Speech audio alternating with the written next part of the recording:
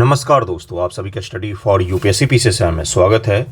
आज तारीख है 2 जनवरी 2025 ईस्वी और आज का न्यूज़पेपर आर्टिकल डिस्कशन का ये वीडियो होगा जिसमें कई सारे इंपॉर्टेंट टॉपिक हम लोग 70 बीपीएससी मेंस और 71 बीपीएससी पीटी के रिगार्डिंग डिस्कस करेंगे। आप एग्ज़ाम से एक महीना पहले आते हैं, करंट अफेयर कहाँ से तैयार करें। करंट अफेयर एक दिन में तैयार नहीं होता है, उसको आपको डे बाय डे तैयार करना पड़ता है। आज मैं GS2 के भी इंपॉर्टेंट टॉपिक और सिलेबस डिस्कशन कर दूंगा और IR और GS1 के जल्द ही लेक्चर भी अपने चैनल पर शुरू हो जाएगा। आंदोलन का क्या हुआ? आंदोलन अभी भी कुछ बच्चे कर रहे हैं, लेकिन 4 तारीख को एग्ज़ाम है जिनका, वो अपना एडमिट कार्ड डाउनलोड कर लीजिएगा एक वेबसाइट से और एग्ज़ाम देने जाइएगा। ठीक है, एग्ज़ाम 4 तारीख को होना अब तय है, उसको कोई नहीं टाल सकता है। परसों आपका एग्ज़ाम होगा। आंदोलन अभी भी चल रहा है, उसको जिस भी स्तर से होगा मैं सपोर्ट ज़रूर ही करूँगा, अभी तक करता रहा हूँ। ये भी है कि भैया बहुत कम चांस है, नगण्य चांस है कि री एग्ज़ामिनेशन हो। अगर होता है तो आप लोगों के साथ साथ मैं भी खुश ही होऊंगा कि भाई री एग्ज़ाम हो गया। देखिए क्या है आज का हेडलाइन क्या है, तो गवर्नमेंट ने DAP पर, DAP क्या होता है तो खाद है। भारत में यूरिया के बाद सबसे ज़्यादा अगर किसी खाद का उपयोग किया तो वो DAP है।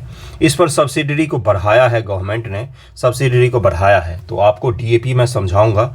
उसके अलावा महाकुंभ है आज के टॉपिक में। उसके बाद से स्वामी नारायण है टॉपिक में, नारायण स्वामी नाम है। केरल के स्वतंत्रता आंदोलन में आपने सामाजिक सुधार पढ़ा होगा, जातिगत सुधारों को लेकर इनका बड़ा नाम आता है। सामाजिक धार्मिक सुधार जब आप पढ़ते हैं तो वहाँ पर महिलाओं से जुड़े हुए, जाति से जुड़े हुए, धर्म से जुड़े हुए 3 स्तर पर आपको सुधार पढ़ना पड़ता है कि भाई जातिगत सुधारों के लिए किन किन लोगों ने आवाज़ उठाई, महिला सुधार को लेकर किन किन लोगों ने आवाज़ उठाई, और तीसरा कौन सा है कि धार्मिक सुधार को लेकर किन किन लोगों ने आवाज़ उठाया था। ये 3 स्तर हैं। सामाजिक सुधार में 3 चीज़ें आती हैं, तो वहाँ पर इनका नाम आता है धार्मिक और जातिगत सुधारों को लेकर चर्चा में है, क्योंकि केरल के जो मुख्यमंत्री महोदय हैं उन्होंने कुछ बयान दिया और उसके पश्चात से चर्चा में है, तो इनको भी पढ़ेंगे हम लोग। साथ ही मनुस्मृति जो पिछले कुछ दिनों से बहुत ही ज़्यादा चर्चा में था, इससे जुड़े हुए सवाल पूछे जा सकते हैं। तो भारत में स्मृति ग्रंथ क्या होते हैं, कितने हैं और किस प्रकार से इनकी आलोचना की जाती है, क्यों आलोचना करना चाहिए, क्यों नहीं करना चाहिए, हर चीज़ को मैं आपको समझाने की कोशिश करूँगा। तो यही सब बहुत बड़े बड़े टॉपिक हैं जिसको एक एक करके डील करते हैं हम लोग, और कोशिश कीजिएगा कि पढ़ाई आपका अब नॉर्मल की तरफ में आ जाए। 17 तारीख के आसपास, 17 से 20 तारीख के आसपास बोल रहे हैं सभी जगहों पर ऐसा कि रिजल्ट आपका आ जाएगा इसी जनवरी माह में, तो अप्रैल में आपका मेंस हो जाएगा। तो अच्छे से अगर पढ़ेंगे तो सही रहेगा। रिजल्ट के बाद अगर आपने मेंस की तैयारी शुरू की तो फिर आपके लिए बहुत दिक्कत हो जाएगी। पहले से ही पढ़िए, 17 दिन में आप कम से कम GS1 तो कंप्लीट कर ही सकते हैं, हिस्ट्री और आर्ट का सेक्शन जो है उसका। ओके, अपना आंसर राइटिंग भी चलता है। GS1 GS का ग्रुप है, NCERT का निबंध का ग्रुप है, जिसमें आपको जुड़ना हो बताइएगा, मैं आपको ऐड कर दूंगा। डिस्क्रिप्शन में टेलीग्राम वगैरह का लिंक भी रहता है। ओके, देखिए क्या है आज के न्यूज़। सबसे पहला टॉपिक है महाकुंभ मेला है 2025 में आयोजित होने वाला है। 13 जनवरी से 26 फरवरी तक ये आयोजित होगा। आपको पता ही होगा कि विश्व का सबसे बड़ा ये मेला होता है, विश्व का सबसे बड़ा। विश्व का जब मैं बोल रहा हूं तो दुनिया में कई सारे देशों की इतनी आबादी नहीं है जितने लोग कुंभ मेला में शामिल होते हैं, पार्टिसिपेट होते हैं। दुनिया में इससे बड़ा धार्मिक उत्सव कहीं पर भी नहीं होता है और ये बहुत ही पुराना है, बहुत ही पुराना, प्राचीन समय से चला आ रहा है। इसका अगर एक सांकेतिक रूप देखेंगे कि सांकेतिक इसका क्या है, तो दरअसल में ये हिंदू धर्म के जो मानने वाले लोग हैं, जो भी हिंदू धर्म को पालन करते हैं, किसी भी शैव के हों, शाक्य के हों या फिर वैष्णव संप्रदाय के हों, किसी भी संप्रदाय के होते हैं, वो सभी एक जगह इकट्ठा हों, धार्मिक और सांस्कृतिक रूप से उनका एकीकरण हो। इसी उद्देश्य से ये शुरू किया गया होगा, जब भी शुरू किया गया होगा। शंकराचार्य जी जो हैं, आदि शंकराचार्य, जिनका जन्म 750 ईस्वी में केरल में हुआ था, जिन्होंने अद्वैत वेद का सिद्धांत दिया है, अद्वैत वेदांत का सिद्धांत दिया है जिन्होंने, उनके बुकों में भी इसकी चर्चा मिलती है हमें। और भी कई सारे बड़े बड़े पुराने जो राइटर हैं उनके किताबों में हमें महाकुंभ की चर्चा मिलती है। तो महाकुंभ के बारे में जरा समझते हैं। ये भारत का सबसे बड़ा सांस्कृतिक उत्सव होता है। इससे जुड़ा हुआ सवाल आपसे पीटी में पूछा जा सकता है। आध्यात्मिक शुद्धि, सांस्कृतिक उत्सव, एकता के प्रतीक के रूप में लाखों नहीं करोड़ों होगा, करोड़ों तीर्थयात्री इकट्ठा होते हैं। कुंभ मेले के बारे में मुख्य तथ्य क्या क्या है, तो जरा ध्यान से देखिएगा। कुंभ का शाब्दिक अर्थ क्या होता है भाई, तो अमरता के अमृत का पवित्र घड़ा, यही होता है इसका अर्थ। कुंभ का मतलब होता है वो घड़ा जिसमें अमृत भरा हुआ है। यही इसका सांकेतिक अर्थ होता है। यह तीर्थ यात्रा का सबसे बड़ा शांतिपूर्ण समागम है, जिसके दौरान प्रतिभागी पवित्र नदी में स्नान या डुबकी लगाते हैं। समागम 4 अलग अलग जगहों पर होता है। हरिद्वार में गंगा के तट पर होगा, उज्जैन में शिप्रा नदी के तट पर होगा, उज्जैन जो शहर है महाकाल वहां पर। नासिक में गोदावरी दक्षिणी गंगा के तट पर होता है। गोदावरी नदी, जिसको दक्षिण की गंगा कहा जाता है, पवित्रता का आधार पर कावेरी को दक्षिण की गंगा कहा जाता है, लेकिन अगर आप क्वांटिटी वाइज देखेंगे तो गोदावरी सबसे बड़ी नदी है हमारे प्रायद्वीप की। प्रयागराज में गंगा, यमुना और पौराणिक अदृश्य जो सरस्वती नदी है, लेकिन ये सरस्वती नदी जो आजकल के इतिहासकार खोज रहे हैं वो राजस्थान के इलाकों में ढूंढ रहे हैं कि ये है सरस्वती नदी, जबकि कुंभ के हिसाब से देखें तो त्रिवेणी उसको कहा जाता है, 3 नदियों का संगम और दृश्य सरस्वती नदी के संगम पर। लेकिन कई सारे ये भी मानते हैं कि दोनों सरस्वती नदियां अलग अलग हैं। जैसे सिंधु सभ्यता को अब नया नाम क्या दिया जाता है, सिंधु सरस्वती सभ्यता। क्या नाम दिया जाता है? सिंधु सरस्वती सभ्यता नाम दिया जाता है। तो वहाँ भी एक सरस्वती नदी है, लेकिन कुंभ के हिसाब से अगर देखें तो यहाँ पर एक अदृश्य सरस्वती नदी है जो अब विलुप्त हो चुकी है। कुंभ के विभिन्न प्रकार। कुंभ मेला वर्ष में 12 वर्षों में 4 बार मनाया जाता है। हरिद्वार और प्रयागराज में अर्ध कुंभ मेला हर 6ठे वर्ष आयोजित किया जाता है। ये ध्यान रखिएगा, स्टेटमेंट बनाकर पूछा जा सकता है। महाकुंभ मेला 144 वर्षों बाद 12 पूर्ण कुंभ मेले के बाद प्रयाग में मनाया जाता है महाकुंभ। प्रयागराज में प्रतिवर्ष माघ, जनवरी, फरवरी महीने में माघ कुंभ मनाया जाता है। ऐतिहासिक विकास इसका क्या रहा है, तो आदि शंकराचार्य द्वारा रचित महाकुंभ मेले की उत्पत्ति पुराणों से हुई है, जिसमें देवता और राक्षसों के बीच अमृत के पवित्र घड़े के लिए संघर्ष का वर्णन है, जिसे भगवान विष्णु मोहिनी रूप में घड़ों को राक्षसों से बचाते हैं, और वही वो घड़ा है अमृत का घड़ा, जिसको लेकर यह कुंभ आयोजित होता है। प्राचीन उत्पत्ति मौर्य और गुप्त काल 4वीं शताब्दी ईसा पूर्व से 6ठी शताब्दी ईसा के दौरान कुंभ मेले की शुरुआत भारतीय उपमहाद्वीप के तीर्थ यात्रियों के छोटे छोटे आयोजन के रूप में हुआ है। जैसे अगर आपने हर्ष को पढ़ा होगा, हर्षवर्धन को, तो हर्षवर्धन क्या करता था, कुंभ मेले के दौरान हरिद्वार में या फिर प्रयागराज में बहुत सारा धन जो है वो जनता के बीच में बांट देता था, जिससे क्या होता था भाई, इकोनॉमिक एक्टिविटी बढ़ जाती थी। आज के जैसे तो इकोनॉमिक सिस्टम नहीं था कि बैंकों के द्वारा बांटा जाएगा, डायरेक्ट वहाँ पर राजाओं के द्वारा बांटा जाता था, जिससे क्या होता था, इकोनॉमिक एक्टिविटीज़ बढ़ जाती। जैसे ही लोगों के पास पैसा ज़्यादा आएगा तो क्या करेंगे लोग उसको खरीदारी में खर्च करते हैं। खरीदारी में खर्च करने से क्या होगा, डिमांड बढ़ जाएगा, और डिमांड बढ़ने से क्या होता है, इकोनॉमी अच्छी हो जाती है। तो इसलिए भी आपने सुना होगा कि सरकार बोनस दे रही है, सरकार लोगों को कर में रियायत दे रही है। हालांकि ये सब चीज़ें पुरानी बातें हो गई है, कोई कर में रियायतें नहीं मिलती, अब तो कर हर जगह है। हिंदू धर्म के उदय के साथ इसका महत्व बढ़ गया है, विशेष रूप से गुप्त जैसे शासकों के अधीन, जिन्होंने इसको और भी अधिक महत्व दिया था। पुष्यमूर्ति वंश के राजा हर्षवर्धन प्रयागराज में कुंभ मेले का आयोजन प्रारंभ करवाया था। मध्यकाल में संरक्षण चोल व विजयनगर साम्राज्य, दिल्ली सल्तनत, मुगल जैसे शाही राजवंशों के द्वारा भी इसको समर्थन मिला है। यानी कि मुगलों ने भी दिया, विजयनगर ने दिया, सल्तनत काल में चोल ने दिया, हर्षवर्धन ने दिया, गुप्तकालीन शासक, मौर्यों के नाम, सबके नाम इसमें आते हैं। आप समझ सकते हैं, ये ईसा पूर्व से चली आ रही घटना है, ईसा पूर्व से चली आ रही ये संगम है, जिसको क्या नाम दिया जाता है, कुंभ का नाम दिया जाता है। दुनिया का सबसे पुराना और सबसे बड़ा सांस्कृतिक उत्सव होता है ये। इससे बड़ा उत्सव कहीं पर भी दुनिया में नहीं होता है। इसको मैनेज करना ही अपने आप में बहुत बड़ा चैलेंज होता है।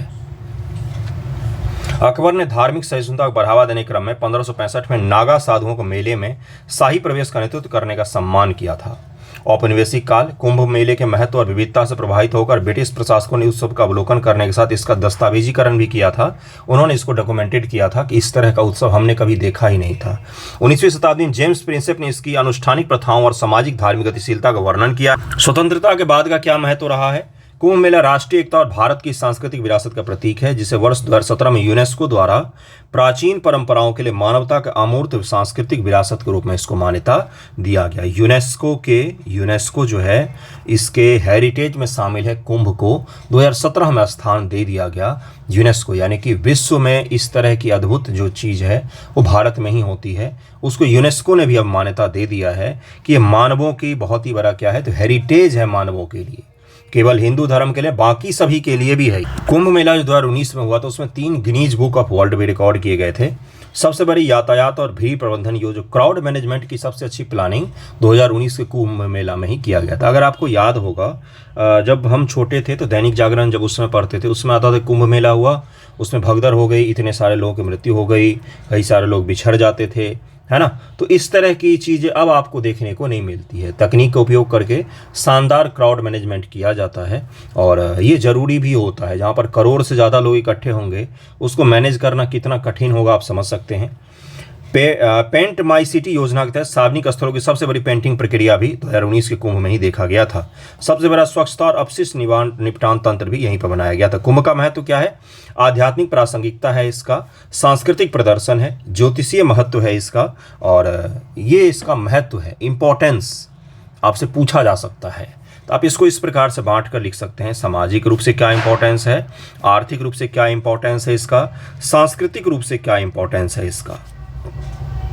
सामाजिक समरसता को बढ़ाता है, ऊंच नीच जात पात हर चीज़ का भेदभाव खत्म हो जाता है यहाँ पर। आर्थिक दृष्टिकोण से क्या है, तो कुंभ मेले में सरकार अगर लगाती है 1000 करोड़ रुपया, तो पिछली बार कुंभ से 4000 करोड़ रुपए का बिजनेस किया था यूपी गवर्नमेंट ने। आप इमेजिन कर सकते हैं कितना बड़ा ये आर्थिक रूप से अच्छी चीज़ है। आर्थिक रूप से क्या करता है, उस क्षेत्र की पूरी इकोनॉमी को प्रभावित कर देता है जहाँ पर कुंभ का आयोजन होता है। सांस्कृतिक तो यहाँ पर लिखा ही हुआ है, 3 बड़े बड़े पॉइंट, इनको जरा पढ़िएगा। अनुष्ठान और गतिविधियाँ क्या है, शाही स्नान, संत व अखाड़े। अखाड़े क्या होते हैं, थोड़ा सा डिटेल में जाता हूँ, समझा देता हूँ, क्या पता पूछ ले।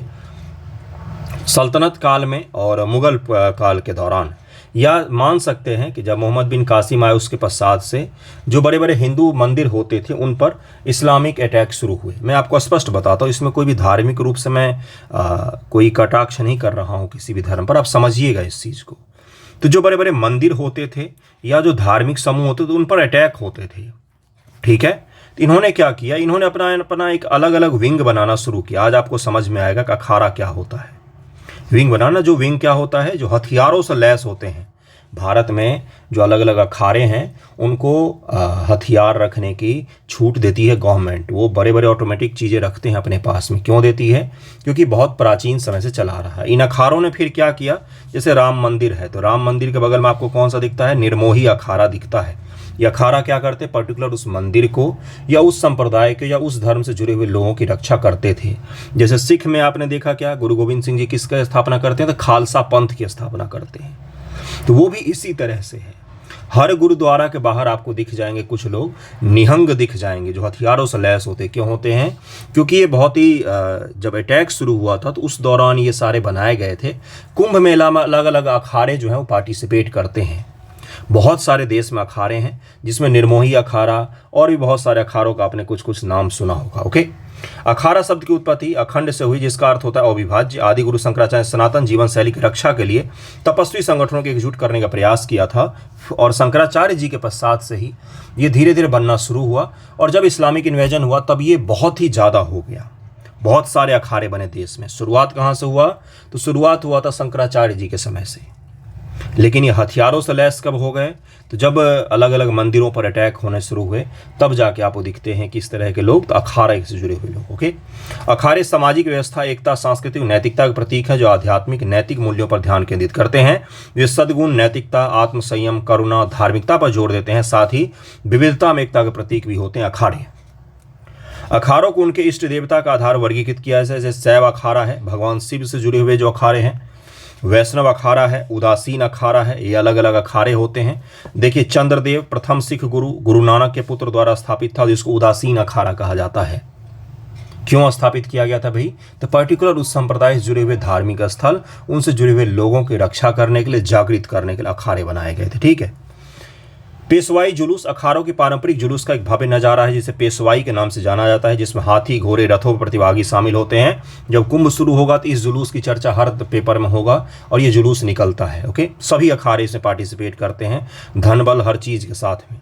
आध्यात्मिक प्रवचन, इस कार्यक्रम में श्रद्धेय संतों और आध्यात्मिक नेताओं द्वारा प्रवचन दिया था, जो कि अच्छी चीज़ है।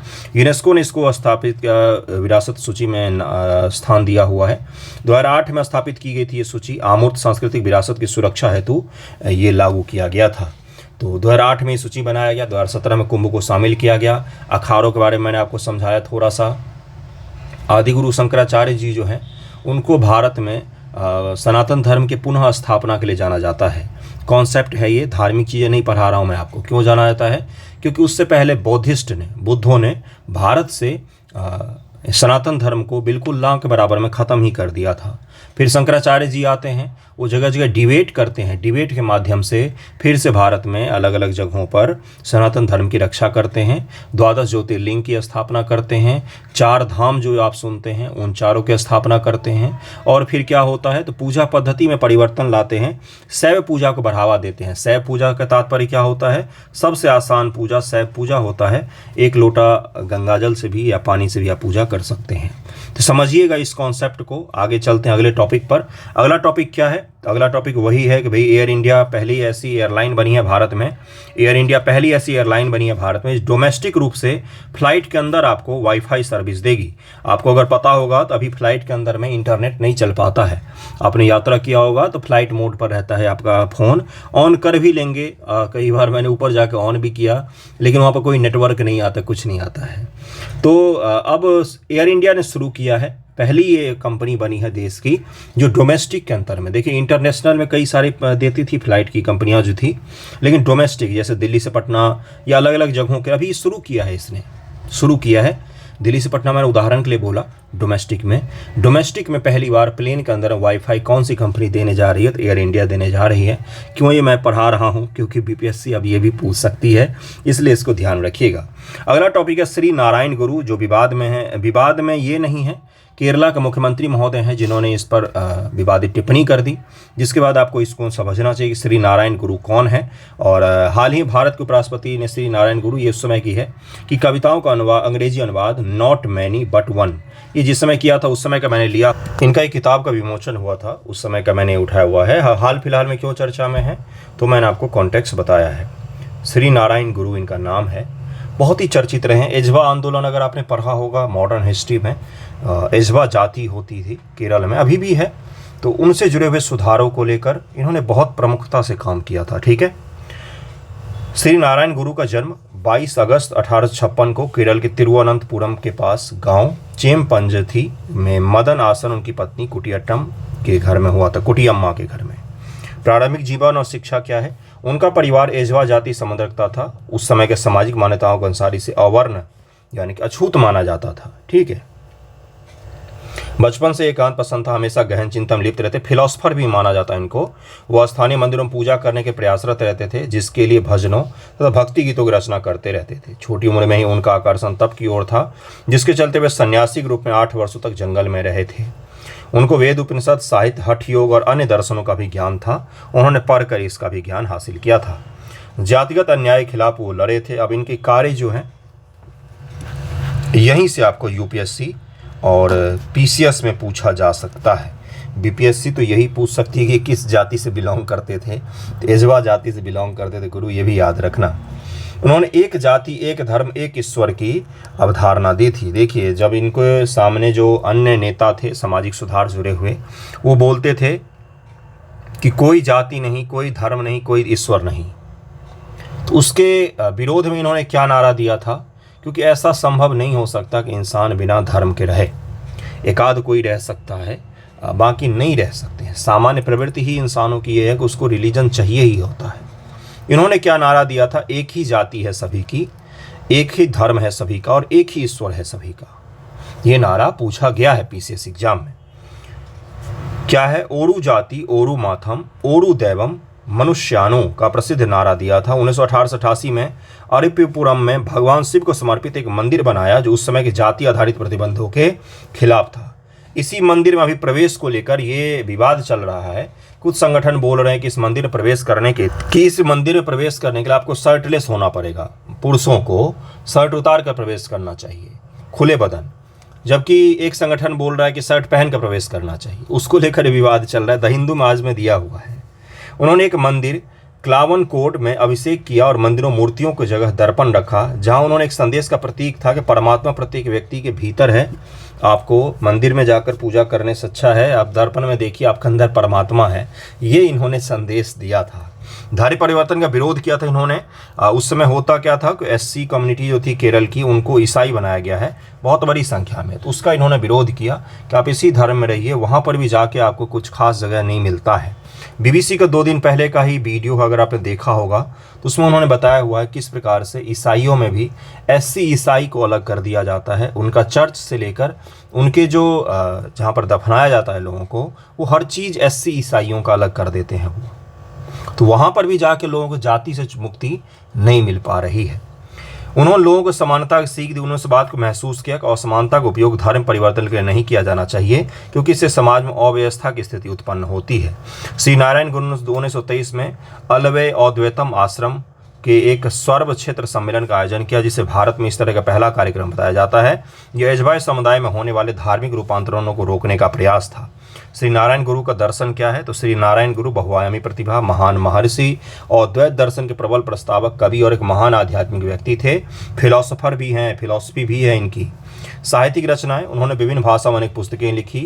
अद्वैत दीपिका, असरमा थिरुकुरल, थेवर पिंथिकल, ये जो अलग अलग किताबें हैं इनको ध्यान में रख सकते हैं, तो अलग से नोट कर लीजिएगा। पीसीएस में हो सकता है सबसे कठिन सवाल अगर पूछे, या यूपीएससी में, तो ये सब पूछ सकता है आपसे। राष्ट्रीय आंदोलन का क्या योगदान है? अछूतों के प्रति सामाजिक भेदभाव के खिलाफ लड़े हैं। मंदिर प्रवेश आंदोलन उन्होंने चलाया। श्री नारायण गुरु ने वाईकॉम सत्याग्रह की गति प्रदान की। इस आंदोलन का उद्देश्य निम्न जातियों को मंदिर प्रवेश करवाना था। इस आंदोलन की वजह से महात्मा गांधी सहित सभी लोगों का ध्यान इनकी तरफ गया था। वाईकॉम सत्याग्रह मंदिर प्रवेश को लेकर बहुत ही बड़ा सत्याग्रह है। उन्होंने अपनी कविताओं भारतीयों के सार को समाहित किया, भारतीयता के सार को और दुनिया विविधता के बीच मौजूद एकता को रेखांकित किया। भारतीयता का मतलब ही होता है डाइवर्सिटी, विविधता में एकता। विज्ञान में योगदान, श्री नारायण गुरु ने स्वच्छता, शिक्षा, कृषि, व्यापार, हस्तशिल्प, तकनीक प्रशिक्षण पर जोर दिया। नारायण गुरु का अध्यारोप दर्शनम ब्रह्मांड के निर्माण की व्याख्या करता है। उनका जो दर्शन है फिलॉसफी, मैंने आपको पहले ही बताया कि वो फिलॉसफर भी हैं, जिसमें उन्होंने ब्रह्मांड के निर्माण की अवधारणा को लेकर एक अपना फिलॉसफी दिया हुआ है। इनके दर्शन में दैवदशकम और आत्मोपदेश शतकम जैसे कुछ उदाहरण हैं जो यह बताते कैसे रहस्यवादी विचार और अंतरिक्ष वर्तमान की उन्नत भौतिकी से मिलते जुलते हैं। उन्होंने बताया कि आध्यात्म और भौतिक वस्तु जो है, जैसे लैपटॉप आपका या फ़ोन, वो भौतिक वस्तु है, और आध्यात्म जो होता है वो अभौतिक होता है। वो फिजिकल अपीयरेंस नहीं होता है, वो इमोशन, भावनाओं से जुड़ा हुआ था। इन दोनों में उन्होंने रिलेशन स्थापित करने को लेकर फिलॉसफी दिया था। दर्शन की वर्तमान प्रासंगिकता ये है कि कट्टरता और हिंसा की जगह नहीं है इनके दर्शन में। अपने देश में जो आपको देखने को मिलता है, जातिगत रूप से, धार्मिक रूप से जो हिंसा और घृणा की भावना दिखती है, उसको अगर कमज़ोर करना है तो श्री नारायण गुरु की जो फिलॉसफी है वो सबसे बेस्ट होगा। ओके, समझ गए होंगे। अगला टॉपिक है डायमोनिया फॉस्फेट। ये जो पीडीएफ है, ये आपको अगर आंसर राइटिंग ग्रुप ज्वाइन करते हैं तो आपको ये पीडीएफ हिंदी इंग्लिश में मिल जाता है। डीएपी यूरिया के बाद भारत दूसरा सबसे अधिक इस्तेमाल किए जाने वाला उर्वरक है डाई अमोनियम फॉस्फेट। इस बार एक सवाल पूछा गया था बीपीएससी में कि पौधों की वृद्धि के लिए सबसे ज़्यादा क्या मायने रखता है, तो उसका फॉस्फेट था आंसर। इसी प्रकार का था, फॉस्फोरस था आंसर। देखिएगा सवाल क्या था, वन लाइनर पूछा गया है। किसान आमतौर पर इस उर्वरक का उपयोग बुआई से ठीक पहले या बुआई की शुरुआत में करते हैं, क्योंकि इसमें फॉस्फोरस की मात्रा अधिक होती है, जो जड़ के विकास में सहायक होता है। तो वन लाइनर पूछ लिया है बीपीएससी ने इस बार। मेंस में क्या पता कुछ और पूछ ले। इस पर सब्सिडी बढ़ाया है भारत सरकार ने। डीएपी में 46% फॉस्फोरस सबसे ज़्यादा क्या होता है, 46% फॉस्फोरस, 18% नाइट्रोजन पाए जाते हैं, जो किसानों के लिए फॉस्फोरस का पसंदीदा स्रोत है। यूरिया के समान है जो उनका पसंदीदा नाइट्रोजन युक्त उर्वरक है। यूरिया में 46% नाइट्रोजन पाया जाता है, वहीं पर फॉस्फोरस पाया जाता है किसमें, डीएपी में। ठीक है, डीएपी पर भारत सरकार ने कल कैबिनेट की बैठक में इसमें अप्रूव किया है, सब्सिडी को बढ़ाया है। ठीक है, अगला टॉपिक है मनुस्मृति। मनु ऋषि थे। ऋषि अपने यहाँ किसको कहा जाता है, भारत में जो भी चिंतन अध्ययन से जुड़ा हुआ होता था प्राचीन से, उसको ऋषि नाम दे दिया जाता था। ऋषि से ऊपर महर्षि हो जाते हैं। तो महर्षि मनु ने एक स्मृति लिखा। सबसे पहला कन्फ्यूजन दूर करता हूँ, क्या एक धार्मिक पुस्तक है? कतई नहीं। कई सारे हिंदू धर्म के लोग इमोशनल हो जाते हैं कि हमारी धार्मिक पुस्तक है, नहीं है आपकी धार्मिक पुस्तक। संविधान जो है अपने देश में अभी वर्तमान में वो कानून की पुस्तक है, और गीता, उपनिषद, कुरान जो है या फिर गुरुबानी है वो धार्मिक किताबें हैं। ठीक है, और कानून की किताबें कौन सी हैं? तो संविधान हमारा कानून की किताब है। आईपीसी सीआरपीसी कोई किताब होगी, वो किस चीज़ का हो गया? वो धार्मिक किताब होगी आपकी? कतई नहीं। वो किस चीज़ की किताब है? वो कानून की किताब है। तो ये धार्मिक किताब बिल्कुल भी नहीं है। इस चीज़ को पहले तो अलग करके समझ लीजिएगा। ठीक है। मानव धर्मशास्त्र, जिसे मनुस्मृति या मनु के नियम के नाम से जाना जाता है, हिंदू धर्म का धर्मशास्त्र साहित्यिक परंपरा संबंधित एक संस्कृत पाठ है। देखिए यहाँ पर भी ये अलग अलग जगहों पर भी आपको यही गलत चीज़ें लिखी हुई दिखेंगी। हिंदू धर्म, हिंदू धर्म, हिंदू धर्म में इतनी स्मृतियाँ हैं कि आप पढ़ पढ़ के थक जाएंगे। याज्ञवल्क्य स्मृति, नारद स्मृति है, बृहस्पति स्मृति है, बहुत सारे स्मृति ग्रंथ लिखे गए भारत में। कानून की किताबें हैं, मिताक्षरा है। तो ये सब क्या है भाई? कानून की किताबें हैं। कानून का इंटरप्रिटेशन अलग अलग तरीकों से किया गया। उस समय भारत में कानूनी रूप से एकता स्थापित नहीं थी कि जिस प्रकार से अभी एक ही संविधान से पूरा देश चलता है, उस समय में ये चीज़ नहीं था। तो अलग अलग धार्मिक ग्रंथ लिखे जाते थे। सामाजिक चीज़ों को देखकर अलग अलग ऋषि महर्षि अलग अलग धार्मिक ग्रंथ लिखते थे। उसी में से एक है मनुस्मृति। पता नहीं इतना बवाल किस लिए होता है इस चीज़ को लेकर। दूसरी शताब्दी से पूर्व तीसरी शताब्दी ईस्वी के बीच रचित मनुस्मृति श्लोक छंद में लिखी गई है, जिसमें 16 अक्षरों की 2 आतुकांत पंक्तियां हैं। देखिए इसमें आपको मैं समझाता हूँ यूपी वालों के लिए क्या है। तो इसमें कितने श्लोक हैं, ये सब चीज़ें पूछा जाता है यूपीपीएससी में। इस ग्रंथ का श्रेय पौराणिक पात्र मनु को दिया था, जिन्होंने हिंदू धर्म मानव जाति का पूर्वज माना जाता है। ये सब कुछ किंवदंतियाँ हैं, ऐसा कुछ भी नहीं है। इस पाठ के बारे में इसे विभिन्न जातियों के जीवन के विभिन्न चरणों, व्यक्तियों के सामाजिक दायित्व, कर्तव्यों, विभिन्न जातियों पुरुष महिलाओं को उपयुक्त सामाजिक यौन संबंध, कर, राजस्व, नियम, वैवाहिक संबंध, रोजमर्रा के विवादों को निपटाने की प्रक्रिया जैसे विषयों को शामिल किया गया है। कानून में, आज के कानून में हर चीज़ से जुड़े हुए कानूनें होती हैं कि नहीं? आईपीसी सीआरपीसी में पुरुष महिला, विवाह, कर, राजस्व, हर चीज़ से जुड़े हुए कानून होते हैं कि नहीं? वही चीज़ है इसमें भी। यह पाठ धर्म के बारे में, जिसका अर्थ है कर्तव्य, धर्म, कानून और व्यवहार। इसमें अर्थशास्त्र के विभिन्न पहलुओं पर भी चर्चा की गई, जैसे शासन की कला, कानूनी प्रक्रिया संबंधित मुद्दे, इन सब चीज़ों पर भी चर्चा की गई है। दरअसल विवाद इस चीज़ को लेकर होता है कि डॉक्टर अम्बेडकर ने दिसंबर माह में ही, शायद 25 या 26 दिसंबर को ही, इस किताब को उन्होंने जलाया था। किस आधार पर जलाया था? क्योंकि इस किताब में जो कानून थे वो धार्मिक जातिगत भेदभाव कि शूद्रों को उसी चीज़ के लिए अधिक सज़ा दी जाती है, महिलाओं को भी उसी अपराध के लिए ज़्यादा सज़ा दी जाएगी, या महिलाओं को पुरुषों के समान नहीं रखा गया था, या फिर शूद्रों को जो उच्च वर्ण है उनके समान नहीं रखा गया था। देखिए ये किताब कब लिखी गई? 1 ईस्वी में, 1 ईस्वी के आसपास लिखी गई है ये किताब। ठीक है, आज कौन सा ईस्वी चल रहा है? 2024। आज के जो हमारे पैमाने हैं, जिसमें हम क्या मानते हैं कि भाई जातिगत समानता होनी चाहिए, बिल्कुल होना चाहिए। महिला पुरुष में कोई भेदभाव नहीं होना चाहिए, बिल्कुल नहीं होना चाहिए भाई। इस पैमाने का आधार पर आज से 2000 वर्ष पहले, जो 1000 वर्ष पहले जो किताब लिखी गई, उसको हम लोग क्या करते हैं? तो परीक्षण करते हैं, उसका रिव्यू करते हैं। पैमाना आपका आज का, परीक्षण कर रहे हैं 2000 वर्ष पहले की किताबों को, फिर उस किताब को गाली देते हैं आप। उस समय लिखा गया था वो। आज भारत में संविधान चलता है तो संविधान का ही पालन होना चाहिए। आज अगर जातिगत भेदभाव है तो उसको लेकर सरकारें जिम्मेदार है, उनको प्रयास करना चाहिए।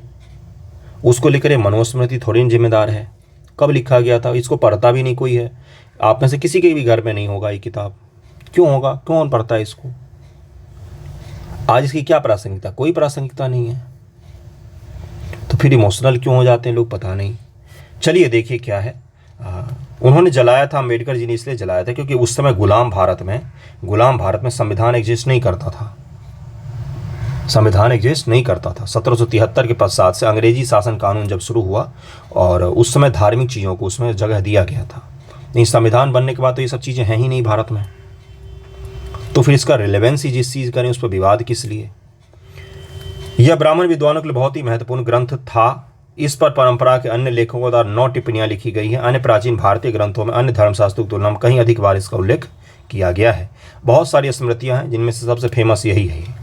1794 ब्रिटिश भाषा शास्त्री सर विलियम जोन्स द्वारा यूरोपीय भाषा में अनुवादित पहला संस्कृत ग्रंथ था ये। इसके बाद इसका फ्रेंच, जर्मन, पुर्तगाली, रूसी भाषा में अनुवाद किया गया।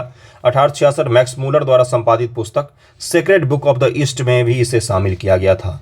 ये विवादों में क्यों रहता है? प्राचीन पाठ में 4 प्रमुख भाग हैं: संसार की रचना, धर्म के स्रोत, 4 सामाजिक वर्गों का धर्म, कर्म, पुनर्जन्म, अंतिम मोक्ष का नियम, चतुष्वर्ण सिद्धांत है। महिलाओं को लेकर इसमें आपत्तिजनक चीज़ों पर टिप्पणी की गई है और उनके लिए अलग सजा बताया गया है, उनको पुरुषों के अधीन बताया गया है। तो ये जो पुरानी परंपरा व्यवस्था थी, पुरानी जो चीज़ें थी, जो जीर्ण थी, जो गलत थी, उसको हम आज के हिसाब से देखते हैं, ये उसी समय रेलेवेंट रहा होगा। आज ये बिल्कुल भी नहीं है। इन्हीं चीज़ों को लेकर इसमें क्या बताया गया है, इसका हमेशा विरोध किया जाता है और करना भी चाहिए। 25 दिसंबर 1927 को डॉक्टर BR अम्बेडकर ने मनुस्मृति को चलाया था, जिसे वे लैंगिक व जातिगत उत्पीड़न का स्रोत मानते थे वो इसका। लेकिन संविधान जब लागू हुआ उसके बाद तो ये स्रोत नहीं है। आज अगर लैंगिक उत्पीड़न हो रहा है, जातिगत भेदभाव हो रहा है, तो वो तो आपको सोचना पड़ेगा किस कारण से हो रहा है ना। कुछ ग्रंथों का नाम बता देता हूँ। स्मृति या मनुस्मृति 200 ईसा पूर्व से 200 ईस्वी के बीच लिखा गया है। याज्ञवल्क्य स्मृति 100 ईसा पूर्व से 300 ईस्वी के बीच लिखा गया है। नारद स्मृति है, स्मृति का मतलब कानून ग्रंथ हो गया।